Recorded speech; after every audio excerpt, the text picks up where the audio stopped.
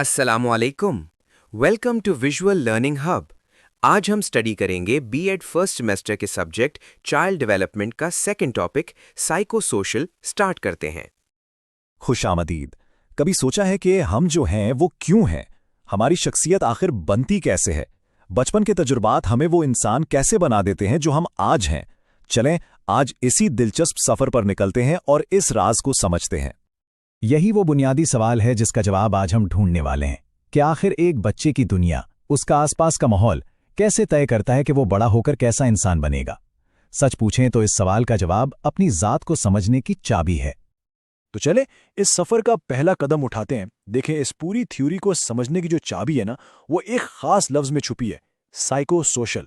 अब ये लफ्ज सुनने में शायद थोड़ा मुश्किल लगे, लेकिन घबराएं नहीं, असल में इसका मतलब बहुत सीधा और दिलचस्प है। साइको सोशल ये लफ्ज असल में दो हिस्सों से मिलकर बना है। पहला है साइको यानी साइकोलॉजिकल, जिसका ताल्लुक हमारे जहन से है, और दूसरा है सोशल यानी समाजी, जो हमारे आसपास के माहौल और लोगों से जुड़ा है। तो इसका सीधा सा मतलब ये हुआ कि किसी बच्चे की शख्सियत सिर्फ उसके जहन की वजह से नहीं बनती, बल्कि उसके इर्द गिर्द के लोग, उसका माहौल, ये सब मिलकर उसे शक्ल देते हैं। अच्छा, तो ये दिलचस्प नजरिया दिया किसने? इसके पीछे जो जबरदस्त ज़हन है वो है माहिर नफ्सियात एरिक एरिक्सन।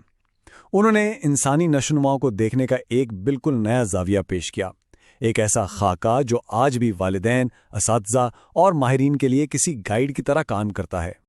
एरिक्सन का जो मूल ख्याल था ना, वो ये था कि हमारी जिंदगी मुख्तलिफ स्टेजेस की एक सीरीज की तरह है, और हर स्टेज पर हमें एक खास चैलेंज या कह लें कि कश्मकश का सामना करना पड़ता है, जिसे हमें हल करना होता है। तो यूँ समझें कि हर स्टेज जिंदगी के सफ़र में एक चौराहे की तरह है। अगर हम इस चैलेंज को कामयाबी से हल कर लें तो हम एक सेहतमंद शख्सियत की तरफ बढ़ते हैं, लेकिन अगर वो चैलेंज हल ना हो पाए तो ये आगे चलकर कुछ मुश्किलात पैदा कर सकता है। और सबसे अहम बात यह है कि हर स्टेज का नतीजा अगले स्टेज की बुनियाद बनता है। तो चलें अब शुरू करते हैं जिंदगी के इन इब्तदाई और सबसे अहम मराहिल का सफ़र, जहां हमारी शख्सियत की असल बुनियाद रखी जाती है। सबसे पहला स्टेज इतमाद बामुकाबला अदम इतमाद। ये जिंदगी का पहला साल है और यहीं पर एक इंसान की पूरी दुनिया के बारे में जो सोच है ना, उसकी बुनियाद पड़ती है।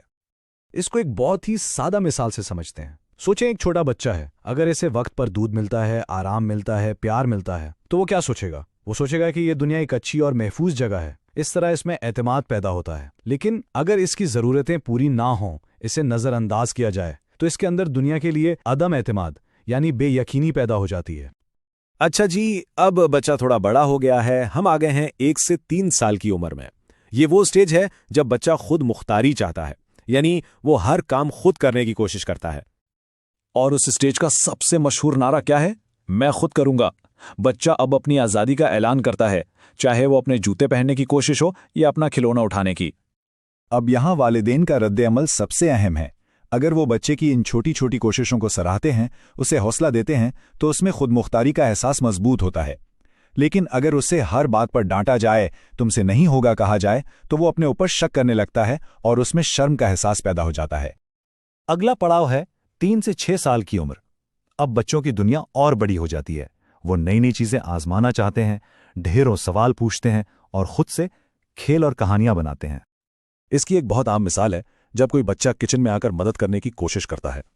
अगर वालिदैन उसे कोई छोटा सा काम दे दें तो उसमें पहल करने का यानी इनिशिएटिव लेने का जज्बा पैदा होता है।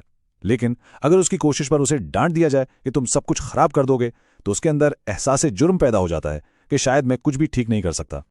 तो इन बुनियादी सालों के बाद बच्चा अब एक बिल्कुल नई दुनिया में कदम रखता है, और वो दुनिया है स्कूल की। यहाँ अब चैलेंजेस भी नए हैं और मुकाबला है अपनी काबिलियत साबित करने और अपनी शिनाख्त ढूंढने का। ये है स्कूल जाने की उम्र, यानी 6 से 12 साल।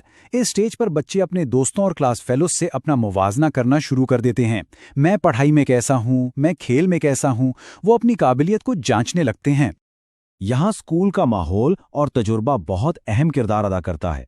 अगर बच्चे को उसकी मेहनत पर, उसके होमवर्क पर शाबाशी मिलती है, तो उसमें मेहनत करने का जज्बा और काबिलियत का एहसास पैदा होता है। लेकिन अगर वो मुसलसल नाकाम होता रहे या इसका दूसरों से बुरा मुवाजना किया जाए, तो वो एहसास कमतरी का शिकार हो सकता है। और अब आता है नौजवानी का वो तूफानी दौर, 12 से 18 साल की उम्र। ये वो स्टेज है जिसकी बुनियाद सिर्फ एक सवाल पे रखी है, आखिर मैं हूं कौन? यही वो वक्त है जब नौजवान अपने कैरियर के बारे में सोचते हैं, अपनी एक अलग पहचान बनाने की कोशिश करते हैं और ये समझने की कोशिश करते हैं कि मुआशरे में उनकी जगह कहाँ है। ये अपनी शनाख्त को तलाश करने का एक बहुत ही अहम दौर होता है। अच्छा, तो सवाल यह है कि इन तमाम स्टेजेस को जानना इतना ज़रूरी क्यों है? देखें, ये सिर्फ एक किताबी थ्योरी नहीं है, इसका हमारी हकीकी ज़िंदगी पर, ख़ास तौर पर वालिदैन और असातिज़ा के लिए बहुत गहरा और अमली असर है। अगर हम इस नज़रिए को समझ लें तो इससे बच्चों का एतमाद बढ़ाने में मदद मिलती है। असातिज़ा ये समझ पाते हैं कि एक तालिब इल्म जैसा बर्ताव कर रहा है, इसके पीछे वजह क्या हो सकती है। वालिदैन अपने बच्चों की बेहतर परवरिश कर पाते हैं। ये समझे कि ये बच्चों की जज्बाती और समाजी सेहत का एक रोड मैप है। और ख़ास तौर पर असातिज़ा के लिए तो ये नज़रिया एक बहुत ही कारआमद टूल है। तो चलें देखते हैं कि इसे क्लासरूम के अंदर कैसे इस्तेमाल किया जा सकता है। देखें, टीचर्स क्या कर सकते हैं। वो शर्मीले बच्चों को क्लास में हिस्सा लेने की हिम्मत दे सकते हैं। वो बच्चों का एक दूसरे से मवाजना करने से बच सकते हैं ताकि किसी में एहसास कमतरी ना आए। वो ग्रुप एक्टिविटीज़ करवा सकते हैं ताकि बच्चों में मिलजुल कर काम करने की सलाहियत बढ़े और उन्हें छोटी छोटी जिम्मेदारियां देकर उनमें काबिलियत का एहसास जगा सकते हैं। और आखिर में एक सवाल जो सोचने पर मजबूर करता है, अगर कोई अपने ज़िंदगी के सफ़र पर नज़र डाले तो क्या ये अंदाज़ा लगाया जा सकता है कि उनमें से कौन सा स्टेज था जिसने उसकी शख्सियत को सबसे ज़्यादा शक्ल दी? इस सवाल पर गौर करना शायद खुद को बेहतर तौर पर समझने की तरफ पहला कदम हो। उम्मीद है आज का लेसन आपको समझ भी आया होगा और पसंद भी आया होगा।